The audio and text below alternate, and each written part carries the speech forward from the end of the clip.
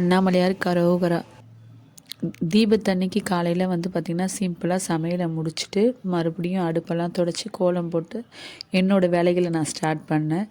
ஒரு சின்ன ஸ்டோரியாக நான் சொல்லி முடிக்கிறேன். அண்ணாமலையாருக்கு எனக்கு என்ன செஞ்சார், நான் என்ன நினச்சேன், என்ன செஞ்சாருன்றதை வீடியோவில் சொல்லியிருக்கேன். ஸ்கிப் பண்ணாமல் பாருங்கள். நான் தீபத்தன்னைக்கு பார்த்திங்கன்னா காலையில் சமையலை முடிச்சுட்டு மறுபடியும் காயெல்லாம் கட் பண்ணி வச்சுக்கிட்டேன். ஒன்று ஒன்றா என்ன செய்ய போகிறோன்றதை பிளான் பண்ணி வச்சுக்கிட்டேன். நடுவில் தம்பி பார்த்திங்கன்னா நான் தான் ஃபாஸ்டிங், ஆனால் அவன் பார்த்திங்கன்னா எனக்கு ஆப்பிள் ஜூஸ் போட்டு கூட ஆப்பிளை கட் பண்ணி கொடுன்னா. சரி, நான் அவனுக்கு பார்த்திங்கன்னா ஆப்பிளை கட் பண்ணி ஜூஸ் போட்டு கொடுத்துட்டேன். நான் பிரதோஷத்துலேருந்தே விரதமாக தான் இருந்தேன். என்னோடய எண்ணம் எல்லாம் திருவண்ணாமலை மேலே தான் இருந்துச்சு. ஏன்னா நான் சின்ன வயசில் பிறந்து வளர்ந்து அந்த ஊரில் 10 நாள் திருவிழாவும் பார்த்தேன்னா இன்றைக்கி தீபத்தை ரொம்ப மிஸ் பண்ணுறேன். என்னோடய எண்ணம் அதோடவே தான் தொடர்ந்துச்சு. காலையிலேருந்து நம்ம தீபம் வரலும் என்ன பண்ணுவோமோ அதை மனசில் நினச்சிக்கிட்டே என்னோடய நாட்களை அன்றைக்கி நான் கொஞ்சம் கொஞ்சமாக நகர்த்திகிட்டே இருந்தேன். என்னப்பா என்னால் உன்னை பார்க்க முடியலையே அப்படின்னு ஒரு வருத்தத்தோடவே தான் பார்த்திங்கன்னா நான் சமையல்லாம் பண்ணி படைக்க ஆரம்பித்தேன். அவர் சும்மா விட்டுருவாரா? நம்ம என்ன நினைக்கிறோமோ நம்ம எண்ணம் தான் பார்த்திங்கன்னா செயலாக மாறுன்ற மாதிரி தான் இதில் நடந்தது. ஃபுல்லாக பாருங்கள், உங்களுக்கு அப்போ தான் புரியும். நான் பார்த்திங்கன்னா ஒன்று ஒன்றா சாதம் சாம்பார் அது மாதிரி வச்சுட்டு இது பாயாசத்துக்கு ஊற வச்சிட்டேன். தீபத்துக்கு விளக்கு பார்த்திங்கன்னா புதுசாக ஒரு 5 வாங்கியிருந்தேன். பாருங்கள், தண்ணியில் அலம்பி மழையில் நனைஞ்சி தான் இருந்துச்சு. தண்ணியில் அலம்பி தொடச்சிட்டேன். இருந்தாலுமே பார்த்திங்கன்னா அது ஈரம் போகலை. அதுக்கு ஒரு சின்னதாக ஒரு டிப்ஸ் ஒன்று கொடுத்துருக்கேன். என்னென்னா அது காயலை, சரி காத்தாரட்டுமேன்னு சொல்லிவிட்டு நான் அதுக்குள்ளே கோலம்லாம் போட்டுட்டு நான் வந்துட்டேன். 4 விளக்கும் பாருங்கள் நல்லா காஞ்சி போயிருக்கா. ஒன்றும் இல்லை, தொடச்சாலும் பார்த்திங்கன்னா ஈரம் போகுது. ஆனால் பார்த்திங்கன்னா ஃபுல்லாக போகல. அதை அப்படியே அடுப்பில் வச்சு சுட்டு எடுத்துக்கிட்டேன். எண்ணெயுமே பார்த்திங்கன்னா கீழே எனக்கு லீக்கே ஆகலை. அடுத்த வருஷம் நீங்கள் இந்த டிப்பை ஃபாலோ பண்ணுங்கள். அந்த 5 விளக்கு பொட்டு வச்சுக்கிட்டேன்.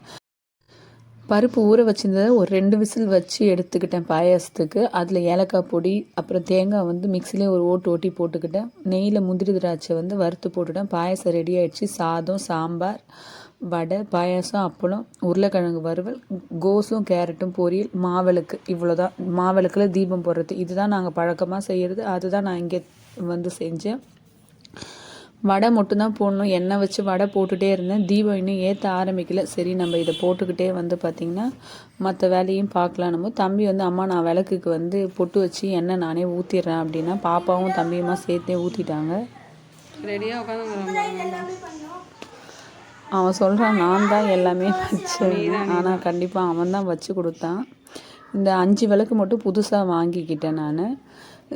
அவ்வளோதான். சாமி வர ஆரம்பிச்சிட்டாங்க. அர்த்தநாரீஸ்வரர் கோலத்தில். நீங்கள் கிரிவலம் போனீங்கன்னா கண்டிப்பாக திருவண்ணாமலை மலை சுற்றி வர வழியில் அர்த்தநாரீஸ்வரர் கோவில் இருக்குது. சின்னதாக இருக்கும். இதே மாதிரி தான் இருப்பாங்க. உங்களால் முடிஞ்சால் நீங்கள் தரிசனம் பண்ணிவிட்டு வாங்க. 5 மடக்கில் விளக்கேற்றி மலை மேலே காட்டுவாங்க. அந்த தீப ஒளி கோவிலேருந்து வந்ததுக்கப்புறம் தான் பார்த்திங்கன்னா மலை மேலே தீபம் ஏற்றுவாங்க.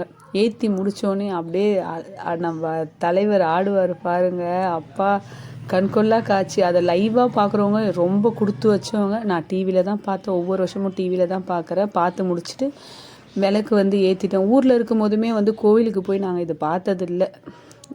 ஏன்னா ரொம்ப ரஷ்ஷாக இருக்கும். வெளியூர் ஜனம் எல்லாருமே வந்திருப்பாங்க. சரி, நாங்கள் வீட்டு வேலையை மட்டும் பார்த்துப்போம். எதிர்க்க கோவில் இருக்கிறதுனால கோவிலுக்கு போய்டுவோம். இது என்னோடய பையன் குட்டியாக கல்லில் செஞ்சுருந்தான். இது மலை, குட்டி மலை நாங்கள் செஞ்சுருக்கோம் பாருங்கள். போன வருஷம் அவங்களுக்கு தீபத்தப்போ கோவிலுக்கு போக முடியல, மலை பார்க்க முடியலன்னு சொல்லிட்டு போன வருஷம் குட்டியாக பார்த்திங்கன்னா நாங்களே செஞ்சு போன வருஷத்துலேருந்து அதை ஏற்றிட்டுருக்கோம். அப்படியே வெளியெல்லாம் விளக்கு ஏற்றிட்டு அடுப்பாண்டை எல்லாமே முடிச்சுட்டு மாவிளக்கு கண்டிப்பாக நாங்கள் போடுவோம். அவர் தான் எனக்கு ரொம்ப ஹெல்ப் பண்ணுறது. நான் விளக்கேற்றுறேம்மா அவன் ஏற்றிட்டான். அப்புறம் ஏற்றி முடிச்சுட்டு உடனே கற்பூரம் காட்ட முடியல. ஏன்னா என்னோடய வீட்டுக்காரர் இன்னும் வரலை ஆஃபீஸ்லேருந்து. சரி, இருக்கிற மாவெல்லாம் நம்ம போட்டு முடிச்சிடலான்னு சொல்லிட்டு நான் வடை போட ஆரம்பிச்சிட்டேன் மீண்டும். ஆனால் நான் படைக்கிற வீடியோ எடுக்கலை. அவர் வந்தோடனே நாங்கள் படையல் போட்டுட்டோம். ஒரு அதிசயம்னு சொன்னேன். நான் நினச்சது நடந்ததுன்னா என்னென்னா, புதன்கிழமை தீபம், வெள்ளிக்கிழமை நைட்டு கிளம்பி போயிட்டு அம்மா வீட்டில் நைட்டு ஸ்டே பண்ணிவிட்டு காலையில் குளிச்சுட்டு பார்த்திங்கன்னா கிரிவலம் கிளம்பிட்டோம். அது நிஜமாக வந்து நடக்குமான்னு எனக்கு தெரியல. என் வீட்டுக்காரர்கிட்ட என்னால் போக முடியலையே சொல்லிகிட்டே இருந்தேன். அவர் வா கிளம்புன்னு சொல்லி கூட்டிகிட்டு போயிட்டார். என்னோட எண்ணத்தில் ஓடி இருந்த விஷயத்த அவர் வர வச்சு பார்க்க வச்சு மலை சுற்ற வச்சிட்டாரு. மலை சுற்றுற வழியில் இதுதான் அர்த்தநாரீஸ்வரர். இதோட என் வீடியோ முடிச்சுக்கிறேங்க. நன்றிங்க.